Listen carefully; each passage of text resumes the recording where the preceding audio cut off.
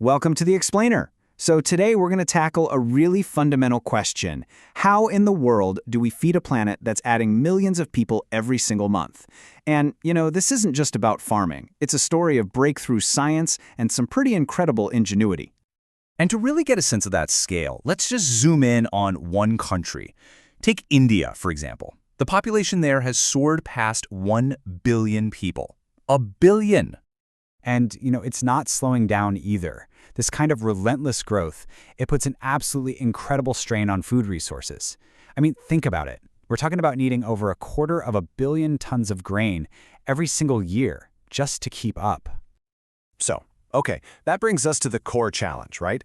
We're not making any more land. In fact, we're pretty much farming most of what we've got.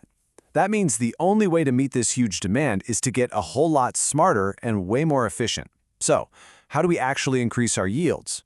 Well, let's dig into the science. All right, first things first. To really appreciate the solutions we have today, we've got to understand the sheer scale of the challenge and, the big revolutions that brought us this far. So, back in the 20th century, we saw two absolutely huge leaps forward. You had the Green Revolution, which massively boosted grain production, and the White Revolution, which did the same thing for milk. And look, they were incredible successes for sure, but they came with a hidden cost, a massive strain on our natural resources. So, to avoid making those same mistakes again, today's approach is way more strategic. It really focuses on what we can call a three-pronged strategy for improving crop yields. And it's such a logical flow, it just makes sense. First, you improve the plant itself, by choosing better seeds. Second, you improve how it's grown by really nurturing the crop. And third, you protect what you've grown from pests and everything else that could cause a loss. So you can think of it like this: improve the genetics, improve the process, and then protect the final product. Simple. Okay, so that first step, improving the plant variety itself. This is where some really fascinating genetics come into play. A key technique here is something called hybridization. You can basically think of scientists as matchmakers for plants. They're crossbreeding them to combine the best traits, like say the super high yield of one plant with the amazing disease resistance of another, and they bring it all together into one superior plant. And the goals here?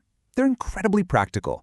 It all starts with higher yield, just getting more food per acre. But it's also about improving the quality, right? Like making wheat that's better for baking.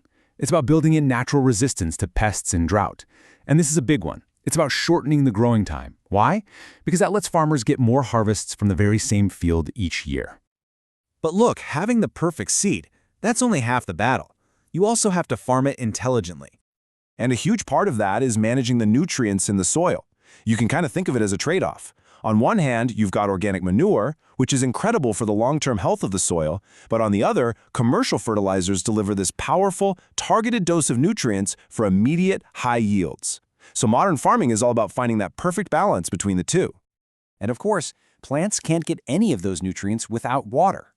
Now, since most of India's agriculture is rain-fed, a bad monsoon season can spell disaster. That's why managing water through all these different irrigation systems, from traditional wells and tanks all the way up to vast canal networks, is just absolutely critical to guaranteeing a harvest. And this right here shows another layer of smart farming: intelligent cropping patterns. So instead of just planting one single crop, farmers use what's called intercropping, planting rows of soybean right next to maize, for example. And because they have different nutrient needs, they don't compete with each other.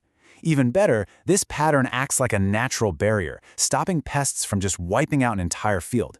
It's such a simple idea, but it has a massive impact. But hey, our food supply isn't just about plants, right? Animal husbandry, which is basically the scientific management of livestock, is an equally vital piece of this puzzle, especially as the demand for protein just keeps on growing. Cattle farming is a perfect example of this dual importance.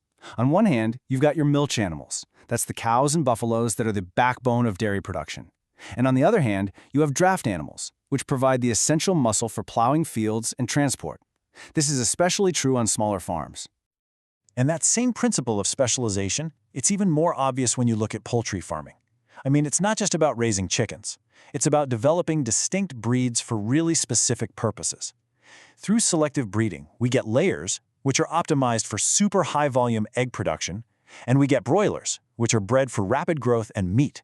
It's just a crystal clear example of maximizing efficiency. And that same drive for efficiency, it extends beneath the water too. To get the absolute maximum yield from a single pond, farmers use this really ingenious method called composite fish culture.